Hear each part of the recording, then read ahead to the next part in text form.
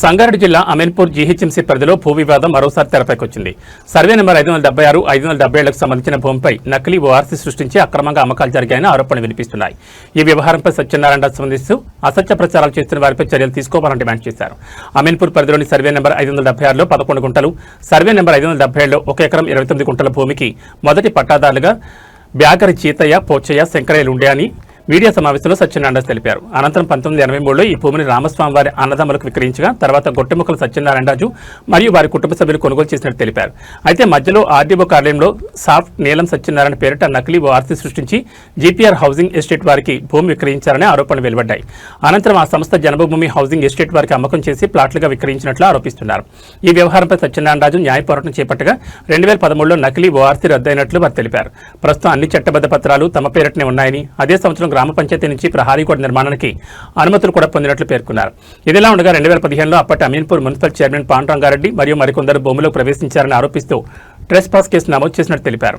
అలాగే ఇటీవల ఒక ఛానల్ ప్రతినిధి శ్రావ్య ఎలాంటి ఆధారాలు లేకుండా స్థానిక ఎమ్మెల్యే, పోలీసులు, అధికారులు తమ అడ్వకేట్లపై అసభ్య పదజాలంతో వ్యాఖ్యలు చేశారని సత్యనారాయణరాజు ఆరోపించారు.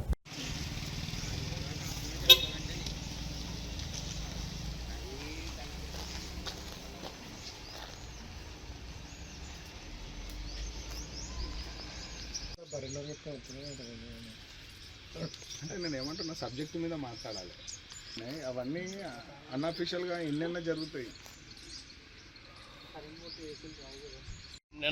నిన్న కాక మొన్న సైట్లోకి వచ్చి, రాజుగారు ఎక్కడున్నారు, మీరు సైట్లోకి రావాలని. నేను వస్తానులేమ్మా, హైదరాబాద్లో ఉన్నాను, ఆల్ డాక్యుమెంట్స్ పట్టుకొచ్చి నేను సైట్లోకి వస్తానన్నా. ఇంకో నేను సైట్లోకి వచ్చాను, మీరు రండి. ఆల్ డాక్యుమెంట్స్ పట్టుకొచ్చా, నేను మీడియా మిత్రులకు నేను చూపించున్నాను, మీరు రండి. ఇప్పుడు ఎందుకు అబ్యూజింగ్ లాంగ్వేజ్ వాళ్ళందరినీ దొంగతనాలుగా అండకట్టడం? నాది సైటు, నాకు వాళ్ళకి డిస్ప్యూట్ వచ్చింది. వాళ్ళ డిస్ప్యూట్ని కోర్టులో క్లారిఫికేషన్ చేసుకోలేదు, రెవెన్యూ డిపార్ట్మెంట్లో చేసుకోలేదు, పోలీసుల దగ్గర చేసుకోలేదు. అంచేత వాళ్ళని బ్లాక్మెయిల్ చేస్తారా? అది న్యాయమైన పద్ధతేనా? ఒక రిపోర్టర్గా ఉండవలసిన మంచితనం అదేనా? పోలీసుని దొంగల కింద అభివర్ణిస్తారా?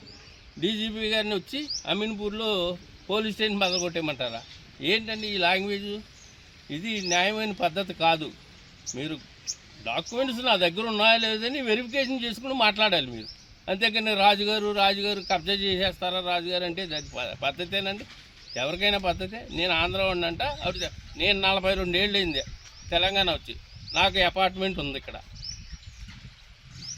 నేను ఆంధ్ర వాడిన, ఇప్పుడు ఆంధ్ర వాళ్ళు కొనుక్కోవచ్చు, తెలంగాణ వాళ్ళు మా వైజాగ్ వచ్చి కొనుక్కోవచ్చు, లేకపోతే మాది కాబట్టి నేను మా తెలంగాణ వచ్చి నేను కొనుక్కోవచ్చు, బెంగళూరులో కొనుక్కోవచ్చు. అదేం లాంగ్వేజ్ అండి?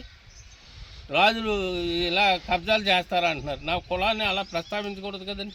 ఏదన్నా ఉంటే మా ప్లేటర్లకి అంతా క్లారిఫికేషన్ ఇస్తానని 100 సార్లు చెప్పాను. అయినా నన్ను వల్గర్గా మాట్లాడేది. దాని మీద నేను యాక్షన్ తీసుకోవడానికి కూడా నేను రెడీగా ఉన్నాను సార్. దయవుంచి మీరు అందరూ ఇది రిపోర్ట్ చేయవలసిందిగా. నా దగ్గర కాగితాలు కావాలితే ఇవి మొత్తం అన్నీ all proofs are available to you. ఈ మీటింగ్ పెట్టడానికి కారణం, మీ పేరు? జి సత్యనారాయణరాజు. నేను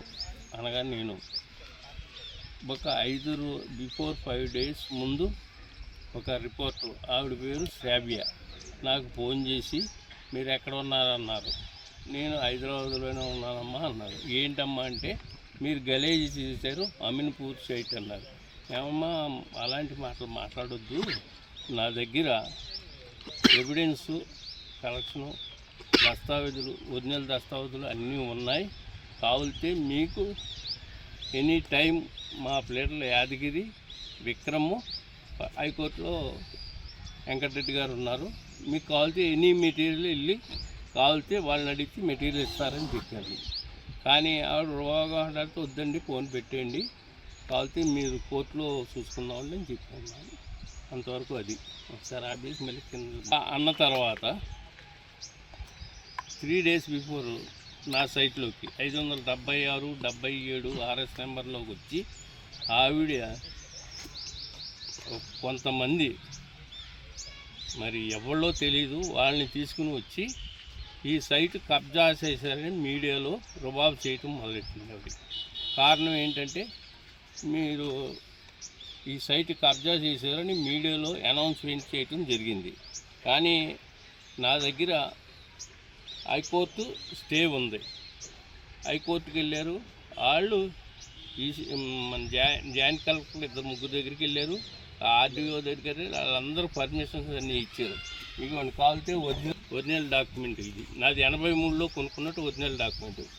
అలాగే పంచాయతీ గోడ కట్టడానికి పంచాయతీ పర్మిషన్ ఇదిగోండి, నేను విత్ ట్యాక్సెస్ పే చేసానండి. అలాగే జాయింట్ కలెక్టర్ గారు ఆర్డర్స్ ఇచ్చింది ఇదిగోండి పర్మిషన్. అలాగే ఆర్డీ వారు పర్మిషన్ ఇచ్చింది ఇదిగోండి సార్.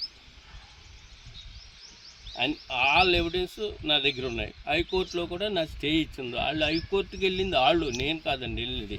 వెళ్తే వాళ్ళని పక్కకు పంపి మాకు ఆర్డర్ ఇచ్చింది, నేను వెళ్ళలేదు హైకోర్టు. అలాగే ఈ గోడ కట్టినప్పుడు నాకు పాండురంగారెడ్డి గారు ఎవరనేది నాకు తెలియదు. వాళ్ళు తీసుకొచ్చి ఏమన్నా రాజుగారు ఇది పరిస్థితి అంటే, కాదండి నేను 83లో కొనుక్కున్నాను, మీరు రావద్దు ఇట్లా జోలికి అని చెప్పాను. అంటే ఆయన ఆ జనాన్ని వేసుకుని వెళ్ళిపోయారు.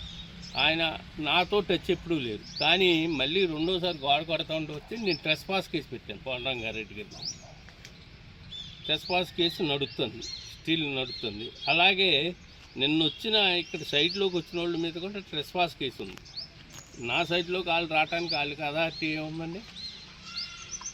2 ఇలా అంట ఆల్ డిపార్ట్మెంట్ని హ్యూమిలేట్ చేసింది. ఆవిడ చాలా వల్గర్గా మాట్లాడింది. పోలీసు వ్యవస్థ లూటీ వ్యవస్థ ఉంది. ఇక్కడ అమీన్పూర్లోని పోలీసు స్టేషన్ తీసేయండి డీజీపీ గారు, ఇక్కడ వ్యవస్థ వరస్ట్గా ఉందని చెప్పింది. అలాగే జ్యుడిషియరీ వ్యవస్థని ఆ జడ్జి గారు ఎవరు అనే టైప్లో మాట్లాడింది. ప్లస్ నేను మేడము నాకు యాదగిరి గారుని విక్రమ్ గారుని అక్కడ వెంకటరెడ్డి గారు హైకోర్టులో వాదింటున్నారమ్మడానికి ఆవిడ ఏమంది తెలుసండి, ఈ రౌడీలని వేసుకుని వచ్చి రాజుగారు రుబాబు చేస్తున్నాడు ఈ సైట్లో అని చెప్పి అందే.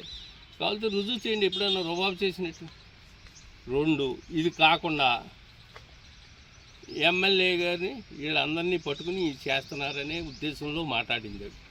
ఎమ్మెల్యే గారిని నేను ఎప్పుడైనా కలిసినట్టు కానీ ఆయన నన్ను చూసినట్టు కానీ ఏదైనా రుజువు చేస్తే మీ సమక్షంలో నేను ఏం చేయమంటే అది చేస్తాను. ఆయన ఎవరో నాకు తెలీదు, నేనెవరో ఆయనకి తెలియదు. పాపం ఆయన్ని కూడా వల్గర్గా అబ్యూజింగ్ లాంగ్వేజ్ మాట్లాడింది ఆవిడ. అది పద్ధతి కాదు కదండి. 2 పాండురంగారెడ్డి గారిని ఇక్కడ ట్రెస్పాస్ కేసు పెడితే నా దగ్గరికి ఎలా వస్తారు చెప్పండి? ఆయన ఏదో ఆటో డ్రైవరు ఇది అని చెప్పి అబ్యూజింగ్ లాంగ్వేజ్ మాట్లాడింది. మాట్లాడవలసిన పని లేదు కదండి. ఆవిడ మీడియా రిపోర్టర్గా నాకు ఫోన్ చేసి నేను సమాధానం చెప్పాను. కావాలితే కాగితాలు నన్ను అడగాలి, లేకపోతే మా ప్లేయర్ గారి దగ్గరికి వెళ్ళాలి, నేను అవైలబిలిటీ లేకపోతే మా విక్రమ్ గారు ఉన్నారు ఆయన దగ్గర కాగితాలు ఉంటే మీకు ఎక్స్ప్లెయిన్ చేస్తారని చెప్పాను. మా ప్లేయర్లని ఈ యాదగిరిని విక్రమ్ని వెంకటరెడ్డి గారిని వీళ్ళందరినీ గోండాలని సంబోధించింది. మేము తప్పనిసరిగా దాని మీద యాక్షన్ తగు చర్య తీసుకోవడానికి మేము రెడీగా ఉన్నామండి.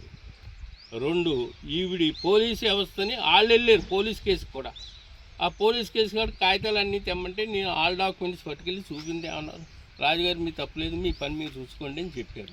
వాళ్ళు వెళ్ళిపోయారు. మళ్ళీ కేసుకి వెళ్ళారు. మళ్ళీ అదే అయ్యింది. ఎన్నిసార్లు అదే అయింది. కోర్టులో అసలు వీళ్ళు కాగితం ఉన్నదేమో మిస్లీడింగ్ కాగితం పట్టుకొచ్చి బ్లాక్మెయిల్ చేస్తున్నారు.